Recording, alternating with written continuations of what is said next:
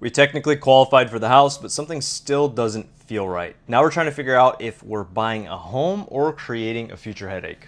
A lot of times when buying a home, you can find yourself in a very unique situation.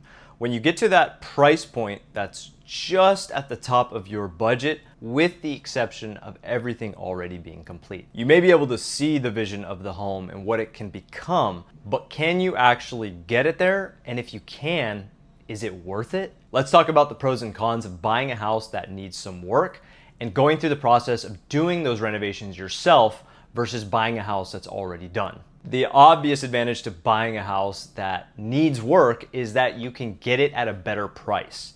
So if you're shopping for homes that fit everything you're looking for, but they're too expensive, then buying a home that has the bones and the structure of what you're looking for, and you being able to put in the money and the elbow grease over time to get it to where you want to be, can be very advantageous from a financial perspective. But that doesn't always mean it's the right choice. So let's look at the difference between these two scenarios.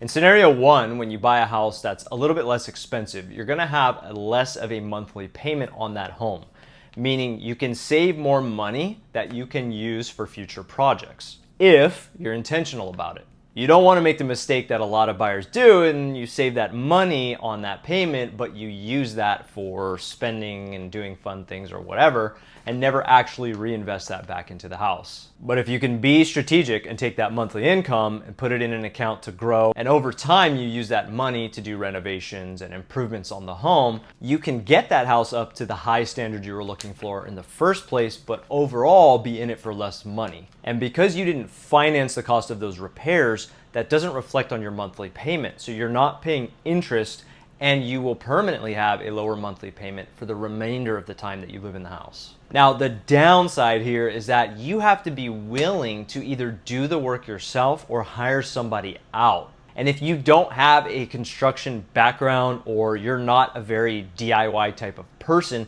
this is going to be a big task to put on your plate. And if you decide to go the contractor route and hire somebody out, you got to play that game of, hey, is this a person that I can trust and does good work? Or am I going to get somebody that's going to do shoddy work and I'm going to have to redo it anyways? So there is a lot of security in buying a house that's already done, knowing you don't have to deal with any of that. You don't have to go through that process. And depending on where you're at in your life, it could absolutely be worth it to pay a little bit of a premium so that you don't have to deal with all that stuff. You get a house that's ready and you can spend your time and your money on the things that matter more to you in this part of your life. There's no right or wrong answer. It just depends on what is more important to you at this point of your life and how are you going to use that to give yourself a better future.